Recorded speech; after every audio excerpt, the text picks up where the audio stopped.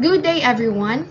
Today, we will be discussing the legal and ethical foundations of teaching profession in the Philippines. So our presentation will cover Presidential Decree 1006, the Code of Ethics for Professional Teachers, the Republic Act 4670 or the Magna Carta for Teachers, and Republic Act 7610, the Child Protection. So, for our learning competency, we have here demonstrate understanding on the Presidential Decree 1006, a legal or constitutional basis on the professionalization of teaching. Illustrate how teachers behave in given situations based on the Professional Code of Ethics and discuss the rights of teachers as provided for in the Magna Carta for Teachers and eternalize the basic laws on education and their implementation. So, professionalizing teaching in the Philippines. So the teaching profession is not just only a noble calling, but also one that carries an immense responsibility here in our nation and also in every nation. So to ensure quality education, protect the welfare of the educators, and safeguard the rights of the children, a framework of laws, regulations, and ethical standards has been established. So this framework provides guidance, sets expectations, and defines the legal and moral obligations of those entrusted with shaping our young minds. So in the Philippines, we have several key pieces of legislation, and a professional code of conduct play pivotal roles in defining the landscape of education and the role of the teachers.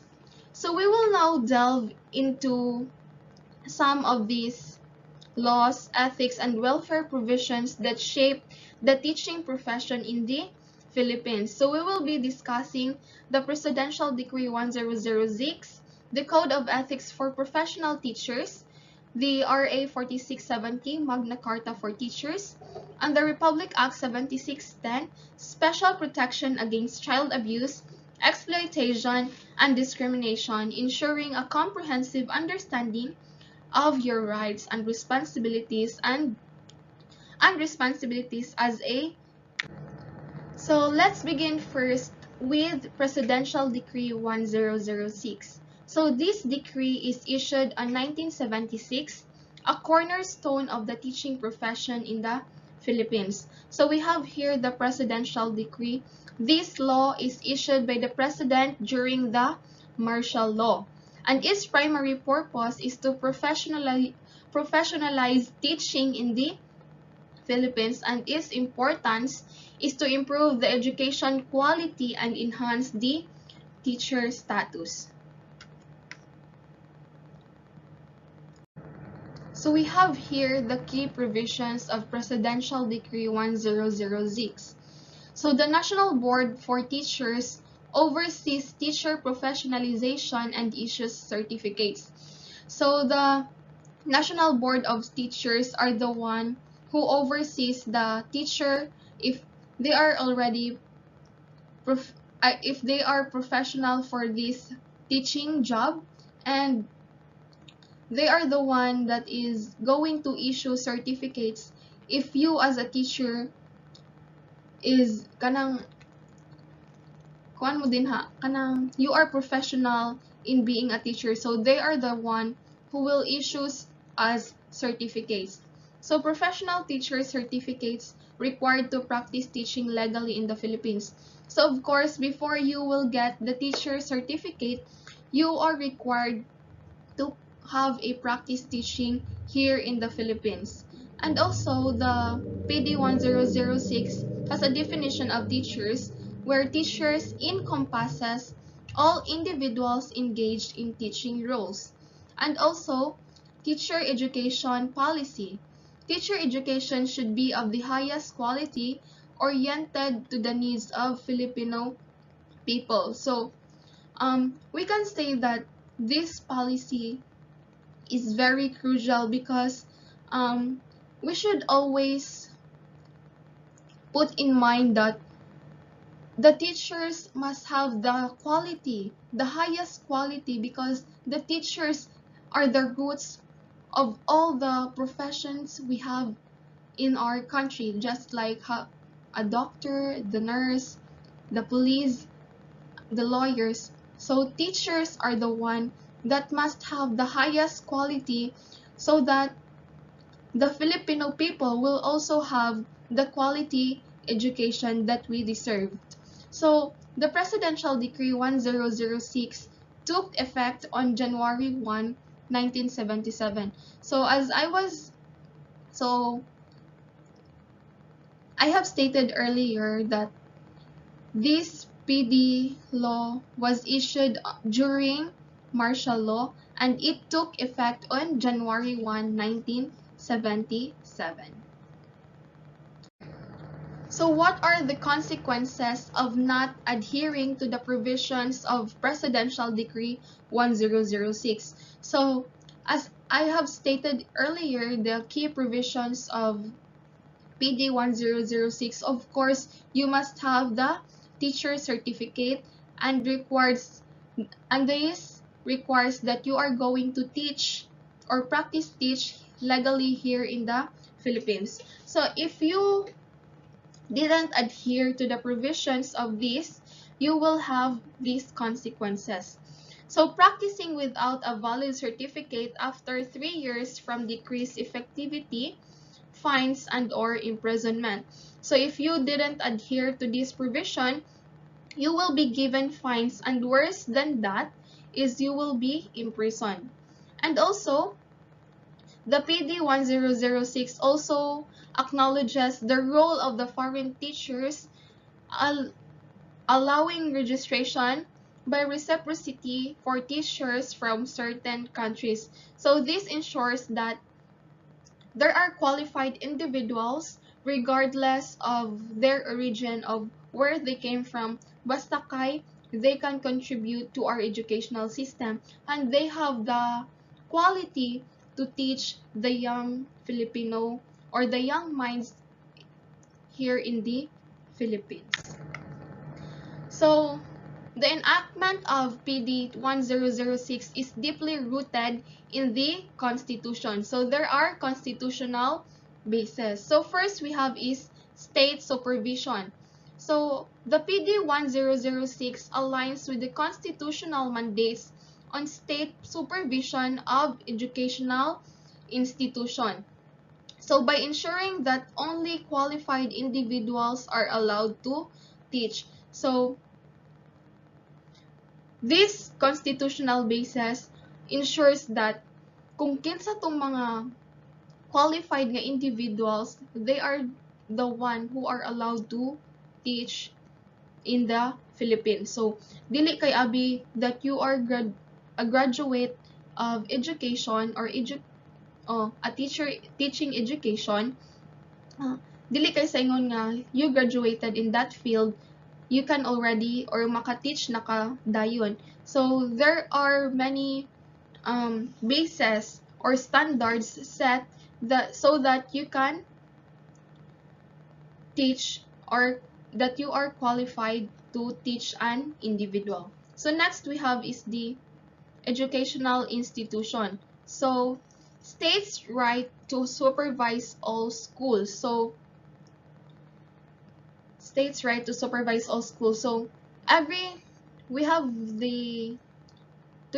have the DepEd or Department of Education. So they are the one who will always supervise all schools and report it to the national. So if ever there are problems or concerns, challenges na nag-relate na nga naa ang school, then the states can help in overcoming that problems or circumstances.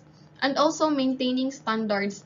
So ensuring quality and upholding educational standards. So of course, the PD must aim to improve the quality of education because as I have said earlier nga, ang teachers, they are the one who molds young minds, and also they are the one who teach different professions.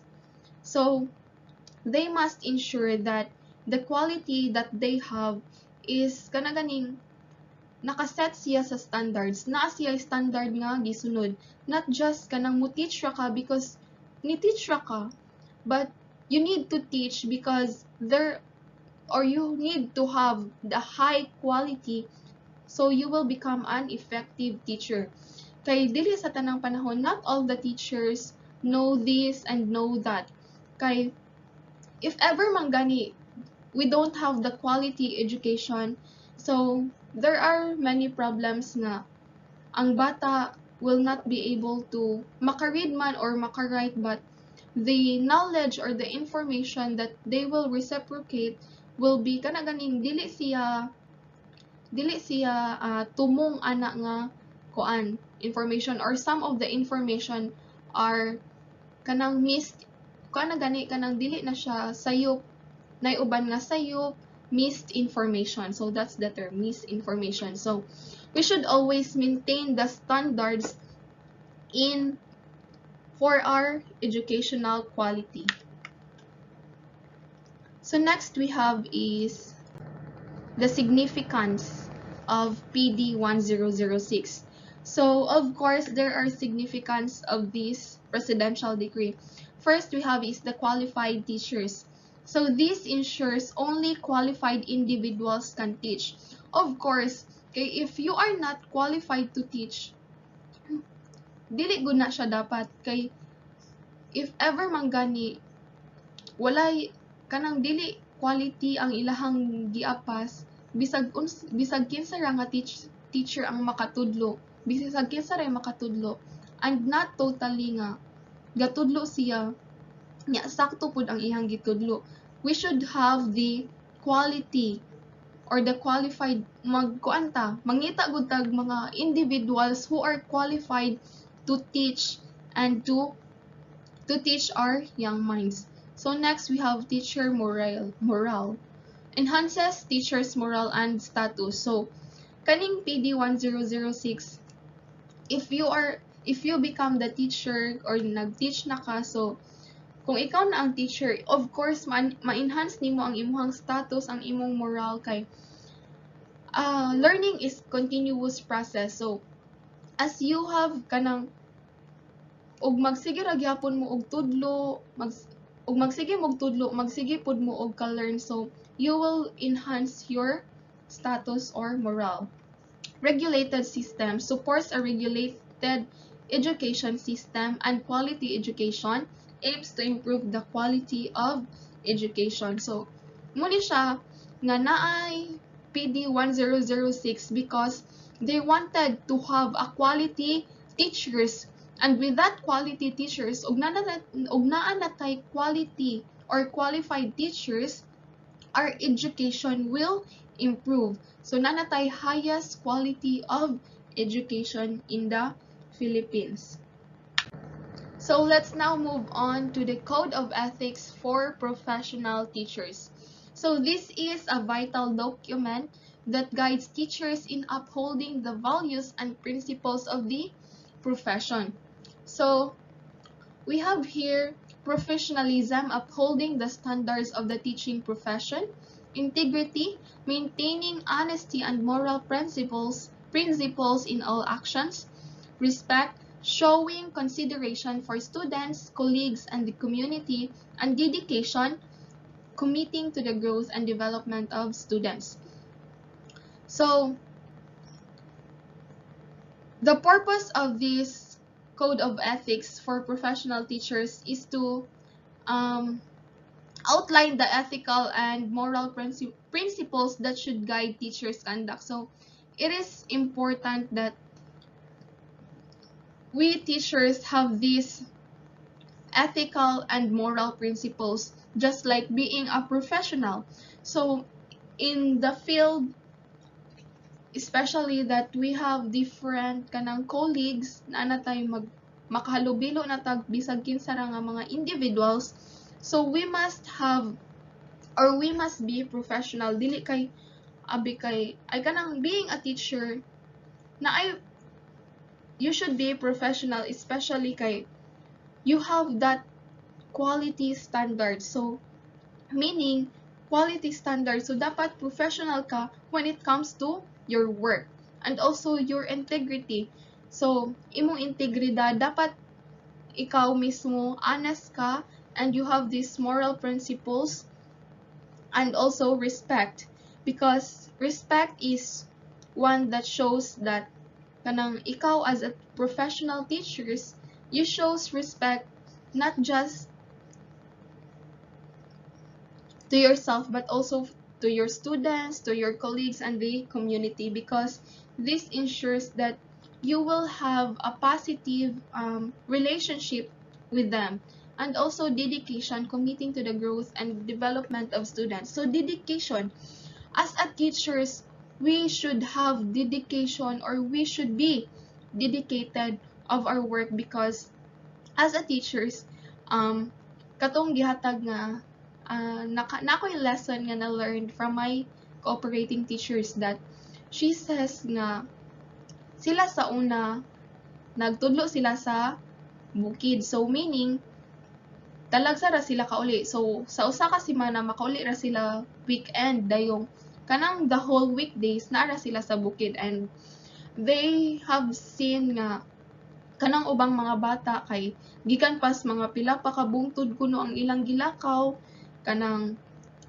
moagi pag mga sapa ing ana dayong mong maabot usahay ng mga bata nga late na kay layo kay lahang gilakwan, pero kay dedicated gihapon sila mo eskwela. So dapat kita as a teacher kay makita man nato nga ang ato ang mga bata dedicated man sila mo eskwela, so we should also put in our minds nga dapat dedicated pud ta nga mutudlo, dili kay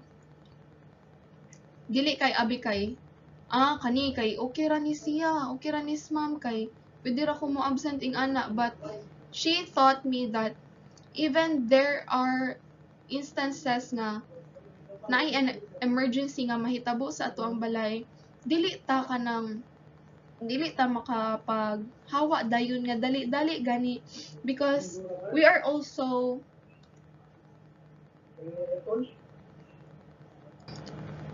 so that's why as a teachers we must be dedicated on what are we going to do, so that there is a growth and development of our students. So once gani makita sa ato ang mga students that we are dedicated to teach them and to give them the proper knowledge and information, so they will be also dedicated to learn. So that is just vice versa.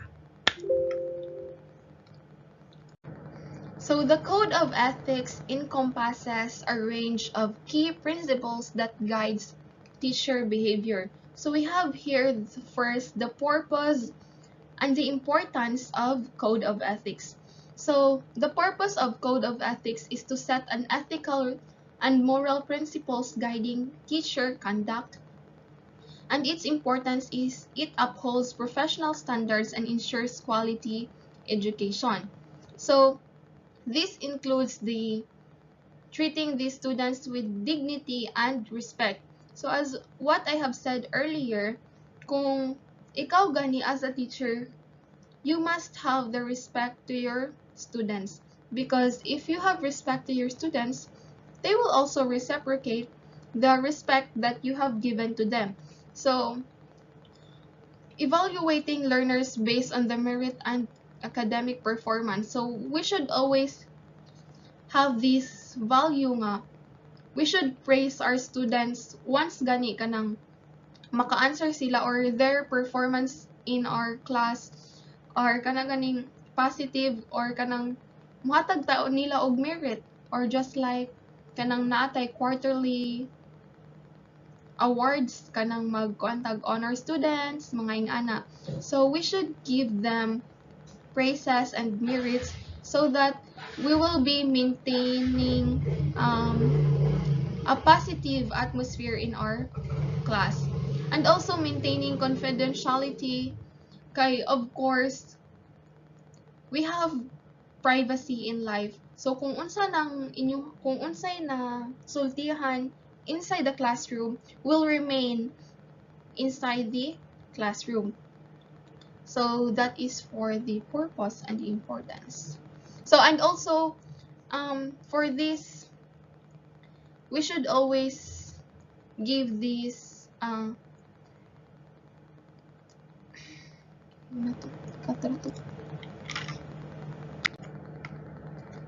so we have here the core ethical principles. Treat students with dignity and respect.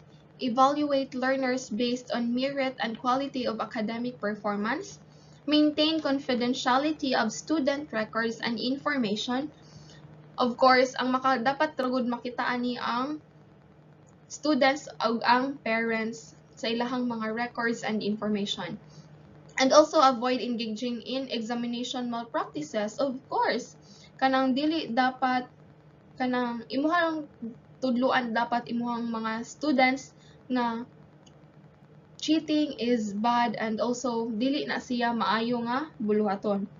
Avoid accepting unauthorized remuneration for tutorials. Teachers should avoid using their position or relationship with students for personal gain. Of course, because nakoy na bantayan sa una nga, once gani ikaw anak ka og maestra kanang makakuan dayon nga makakuan og interest gani or kanang makakuan sa iyang position nga hala kani siya anak og maestra, so ato siyang kanang unsa na ipapasar or kanang unsay tawag anyang himuon siya og honor. So when I was an elementary, nakabantay gud ko nga if kanang nakay relation with that teacher, ilagod ng buhaton nga kuan makapasar ka or himuon kang honor student, then apoy one time nga kanang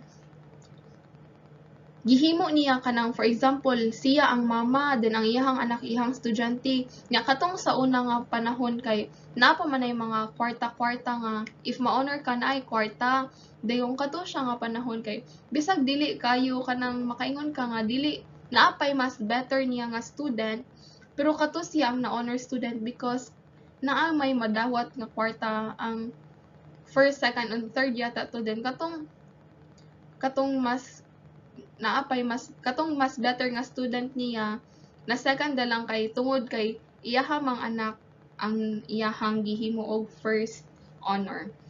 And also when leaving a position, organize necessary records for the next teacher. So dapat gyud nga once kanang mga teachers kay dili man na sila, especially in elementary, dili man na sila consistent og unsa nga grade sila magpundo ang ilahang position. For example, grade 1 siya ron, dayong naay time if naay bagong teacher staff nga moabot, pwede na siya mo balhin og lain nga kuan grade level. So og mo leave na kaana nga position kanang being that grade 1 teacher, dapat ang imuhang mga records sa imuhang mga estudyante must be organized. Dili kay biyaan na to nimo kay the next teacher maglibog na siya og unsay mga unsaon ni siya pag-organize kay wala man siya nakaila ato nga mga bata or wala siya ana nga time nga nahitabo na siya nga work. And also non-discrimination. So bisan pa gani unsay mahitabo, you as a teacher must not discriminate your students or your colleagues or in the community kay discrimination is kana ganing makapa-hurt siya og tawo. Dili sa ingon nga makapa-hurt siya, but once gani ma-discriminate mo na nga tawo or imuhang student mismo, if you will discriminate your student, mawad-an na siya og kuan o mawad-an na siya og say tawag ani dili na siya ganahan mo eskwela gani murag mawad-an na siya og gana nga mo eskwela kay tungod kay na discriminate siya nimo siya, especially if you discriminate him or her in front of the class. So mawad-an na siya og gana, so mawala tong imuha nga student kay tungod kay imuha siyang giing ana pag trato. So that's that is very important of being a teacher. So we have here some practical scenarios and how the Code of Ethics guide our response. So we have here a colleague shares confidential student records during lunch. A teacher discovers a student being bullied but fears retaliation. And a teacher receives expensive gifts from a student parent seeking preferential treatment. So a colleague shares confidential student records during lunch.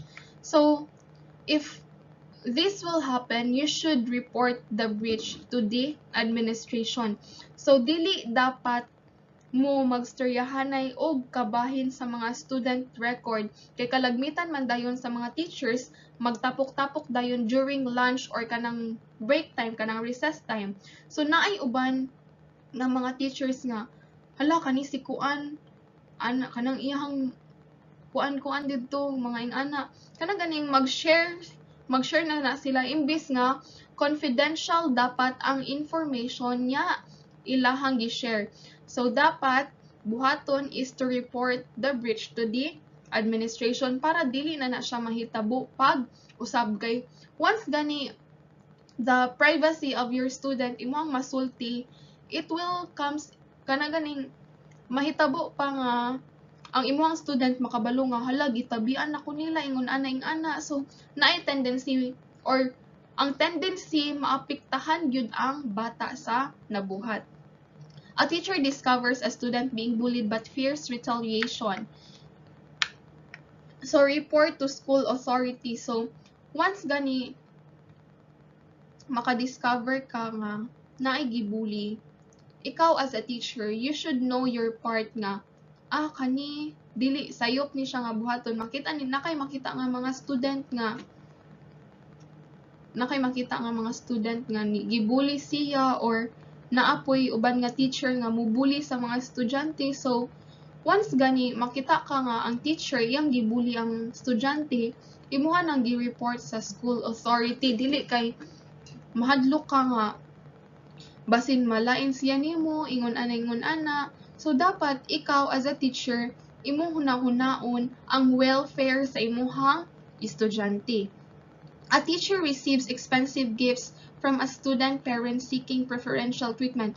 Kani very kanang constant na ningam ay kana ganing consistent na ningam hitabo especially sa mga kalagmitan private school siguro akong mabantayan or kanang bisag sa public school kanang elementary o high school naay uban nga mga parents pero dili totally kanang uban nga nihatag sila kay naay kanang kabayaran dili ba kanang ilahang paghatag ang uban ang ilahang paghatag is sign of kanang thank you gani nga thank you ma'am kay imuha ako ang anak imuhang giayo og kuan tudlo ingana imong gikuan ang iyang welfare sa ako estudyante.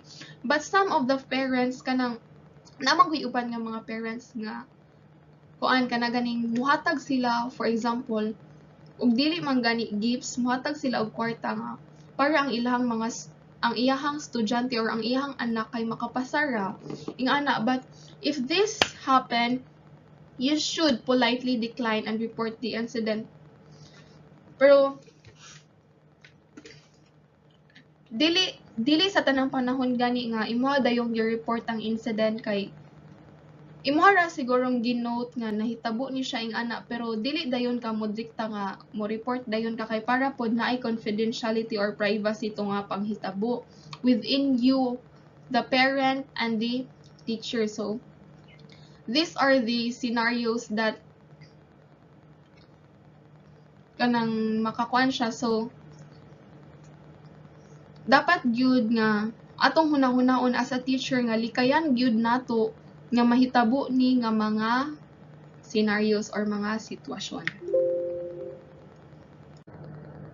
So it is also important ug nagani mga scenarios nga mga situation nga ing ato ang mga mahitabo.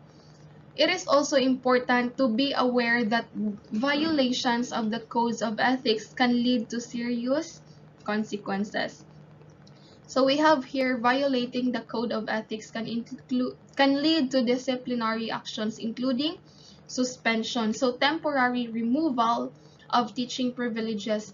So na ako'y na kuanan sa una nga dapat gyud as a teacher dili ka dapat kanang manguyab gani sa imong estudyante. So na ako'y na kuan nga balita sa una nga maestro siya tapos na siya nauyab nga estudyante. So this happened nga na nabalaan ba nga uyab sila kay sige na daw itong kuyog-kuyog ing ana.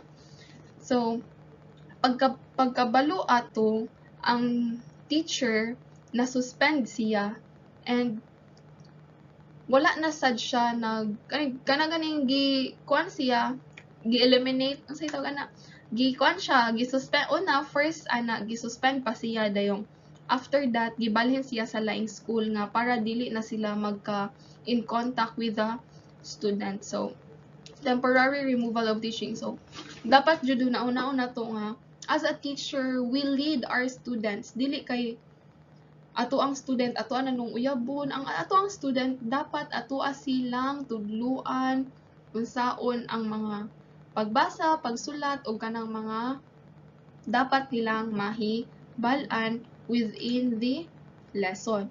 And revocation of teaching license, permanent loss of the ability to teach. So og naa pa gani mas worse nga mga scenario nga mahitabo naa joy uban nga mawad-an or kuan gani sila og lisensya kay para dili na sila maka-teach. So adhering to these ethical standards is not just a matter of compliance, it's a commitment to our students and the integrity of the profession. Of course, dapat good huna-hunaon pa lang nato naa nato Speedy 1006 na atong huna-hunaon good ang atong integridad as a teacher. So dapat ang mga teachers have these ethical and moral values. So now we turn our attention to the Magna Carta for public school teachers. So the purpose of this is to enhance the social and economic status of public school teachers by improving their living and working conditions. And so the Magna Carta is a landmark law that protects and promotes the rights and welfare of the teachers in the Philippines. Kay kanang dili biya tanan nga mga kuan sitwasyon makaya ra sa mga teacher nga kuan kanang kuan ko ra nila sa ilang kaugalingon ba pero ug naa gani mahitabo nga pakaulawan na ang teacher gi-post na ang teacher nga ing ana si kuan ing ana. So this act will protect and promote the right and the welfare of the teacher. Kay naa may act para sa mga bata, syempre naa po'y act Magna Carta for the public school teachers. So the importance of this is to recognize the crucial role of qualified teachers in educational advancement and national development. So this act ensures that teachers are afforded certain rights and benefits to support their vital role. So we have here the key provisions of RA 4670, the recruitment and career. Minimum educational qualifications set for the different teaching levels. Competitive examinations required for teacher applicants with public disclosures of results. And next, transfer and professional conduct. So teachers cannot be transferred without their consent unless justified by service exigencies. A code of professional. So kaning sa transfer and professional conduct, I ask my kanang kaila nga teacher. So once gani og maabot na ka og 3 years in service, for example, una nimo nga service is or imong location sa field is didto sa Bukid. So after a year or after 3 years, pwede na ka maka-apply or maka-transfer into other school. Mo na siya na adere sa RA 4670. So, if ever man gani nga, wala pa kay consent, but imuhang kuan nga, 3 years in service na ka 3 years in service, pwede na ka maka-transfer og lain school basta na ay bakante nga posisyon na ana nga school. So a code of professional conduct must be formulated to ensure teachers are informed of disciplinary charges and have the right to defend themselves. Hours work and remuneration. So teachers has a maximum of 6 hours of classroom teaching per day. So 6 hours, for example, magsugod ang klase og 7, 8, 9, 10, 11. Dayong paniod to 11, 12, ay 1, 2. Pero kanang karon kay kuan naman lamang tag 45 minutes, so 45, 45. So ang ilahag yung kuan ron is 6 hours na gyud sila ang ilahang classroom teaching. So additional compensation for hours exceeding 6 capped at 8. So naapoy uban nga ni kuan og exceeding 6 or kanang 8 munang 8 hours sa mga high school kanang uban. So co-curricular activities compensated at a minimum of 25% of regular pay. Salary scale and allowances. Structured salary scale ensuring gradual progression, cost of living allowances, and special hardship allowances provided. So, og ang mga teachers gani special ay kanang mga teachers naman gud na sila kanang sa itawag aning mga allowance gani og muatan na sila og mga seminars, mga trainings, na sila allowances, and also kanang tagaan po na sila sa government o kanang mga supply gani kanang pampalit og chalk, pampalit og kanang mga gamit ba para sa imuhang classroom, murag 7,000 siguro na a year para pampalit og chalk nimo, mga chalk, mga bond paper, mga gamit ba sa classroom. So health measures and injury benefits. So free compulsory medical examinations for teachers. So it is provided here in the RA 4670 nga naay free compulsory medical examination ang mga teachers. So government provided medical treatment for necessary cases. And also leave and retirement benefits. So study leave of up to 1 year after 7 years of service. So maabot na kag 7 years in service, na nakay ka nang pwede na ka maka-leave, study leave. For example, ganahan ka mag-doctoral, so pwede ka maka-leave kay ka nang mag-study ka. Or indefinite sick leave for long-term illnesses, o pwede po ka maka-leave. And also, kanang napod ang mga teachers o kanang tawag nga maternity leave o mamabdo sila, hapit na mga anak, naa sila'y kuan nga pwede sila maka-leave. And teachers organization, right to freely establish and join organizations without interference. So pwede sila maka-appeal og mga organization sa ilahang community, or kanang mo-appeal sila, mo-join sila, or kanang magama sila og mga organizations. Next we have is the significance and rights and benefits of Magna Carta. So we have here the academic freedom. Teachers have the right to teach and express ideas without undue interference. Health and safety, free medical examinations and treatment for necessary case. Leave privileges, study leave and indefinite sick leave. Due process ensures fair treatment in disciplinary actions. Right to organize, freedom to establish and join organizations without discrimination. So, mauna siya, ako ang gisulti kanya. So, if a teacher is transferred to a remote school without consent, they have the right to appeal the decision. Kaya na muna sila gitawag nga naa sila academic freedom. So, if a teacher faces disciplinary action without being informed of the charges, they are entitled to due process. So, a school reducing a teacher's salary for criticizing administration policies infringes upon their academic freedom. So, it's a great addition to the teacher's career. Additional training for opportunity for career advancement and improving work facilities by additional funds for infrastructures. So, effective ways to enhance teacher retention is additional training opportunities for career development. So, kanang mga teachers, sige ra gud na silang naay mga seminars, mga trainings, napod na sila yung mga leadership trainings kay para ang ilahang as a teacher, sige naara gihapon tay kanang retention para ato ang kuan mga skills, mga kanang skills, mga informational knowledge, mas mo kuan pa siya, mo improve or naay advancement. Improving teachers' living and working conditions can be effectively implemented by allocating an additional funds for school infrastructure.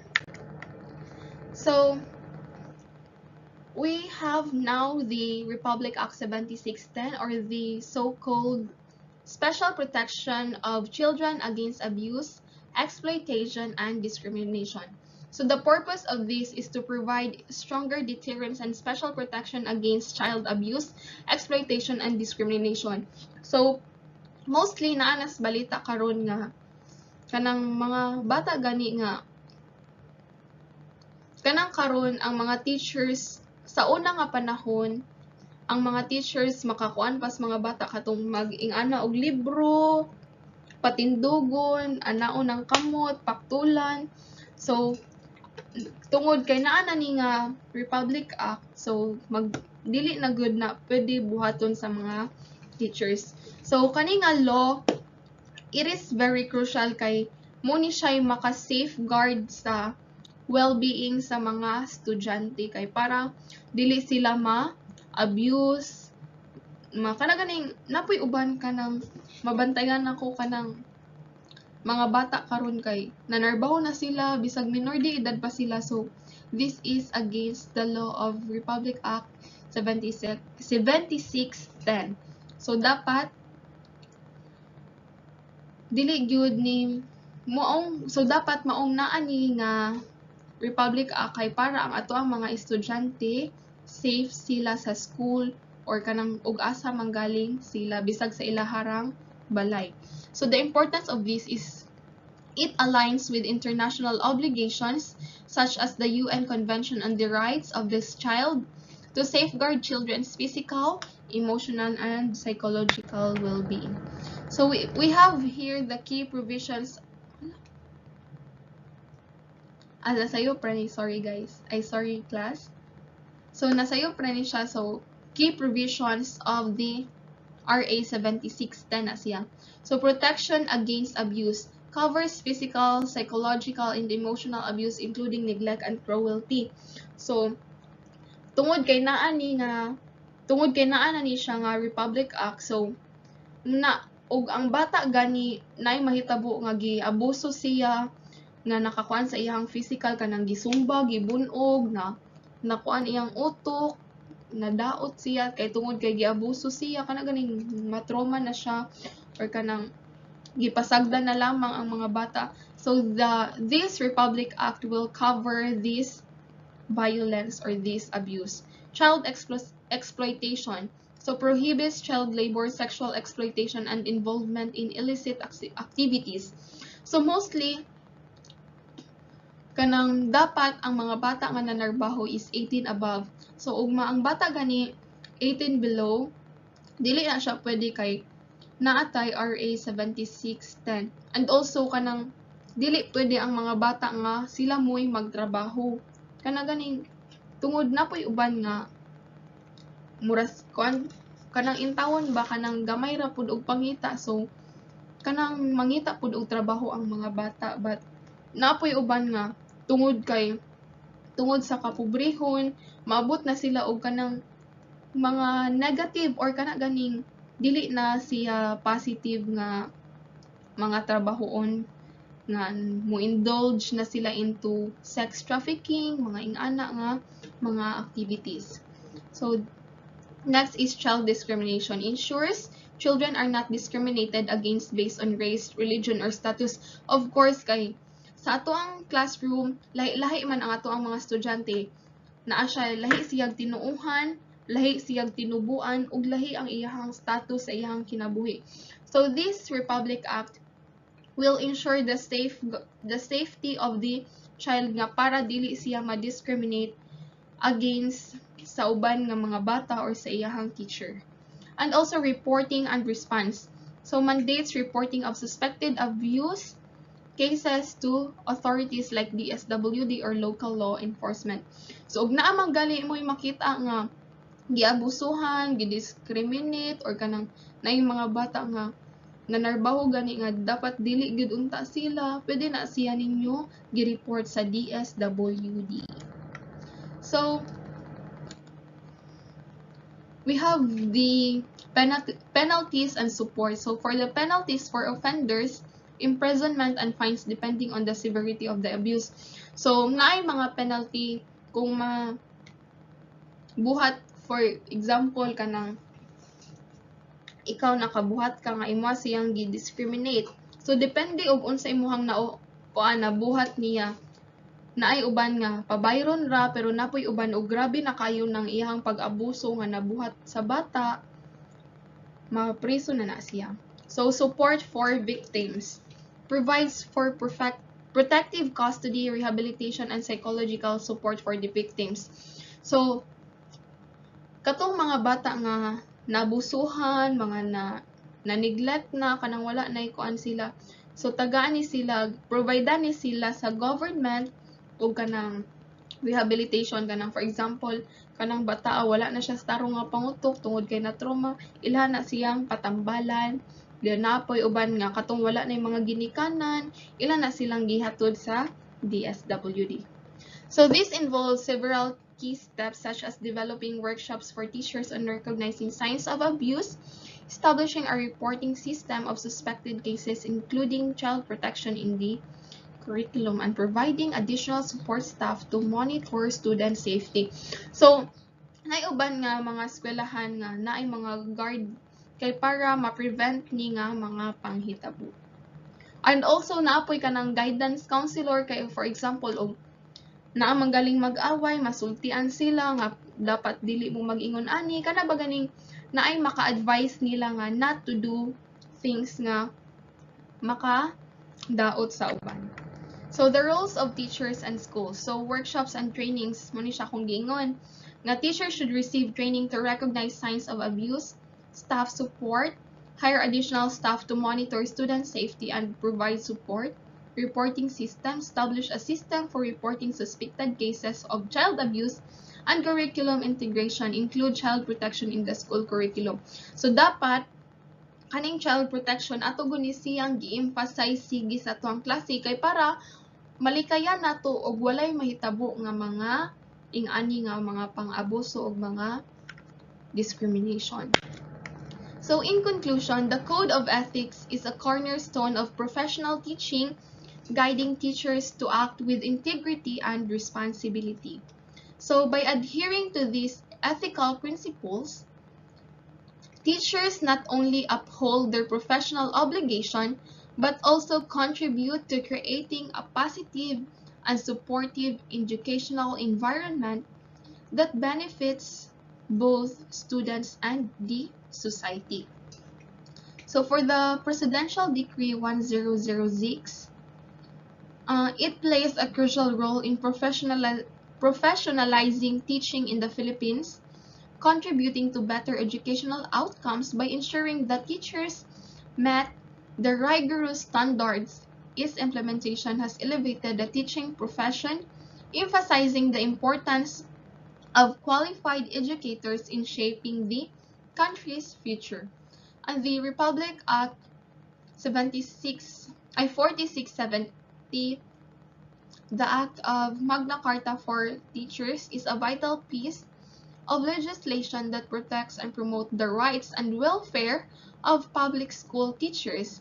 Its provisions have contributed significantly to improving teachers' working conditions and professional status, thereby enhancing the overall quality of education in the Philippines. RA 7610 plays a vital role in protecting the children from abuse and exploitation, and also discrimination, ensuring they grow up in a safe and nurturing environment. Understanding and implementing this law is essential for educators, law enforcement, and the community to uphold children's rights effectively. So that's all for today. That's all for the educational laws. We have the Presidential Decree 1006, the Code of Ethics for Professional Teachers, the RA 4670, the Magna Carta for public school teachers, and the Republic Act 7610, Special Protection for Child Abuse, Exploitation, and Discrimination. So thank you again for listening. God bless to you all and keep safe, everyone.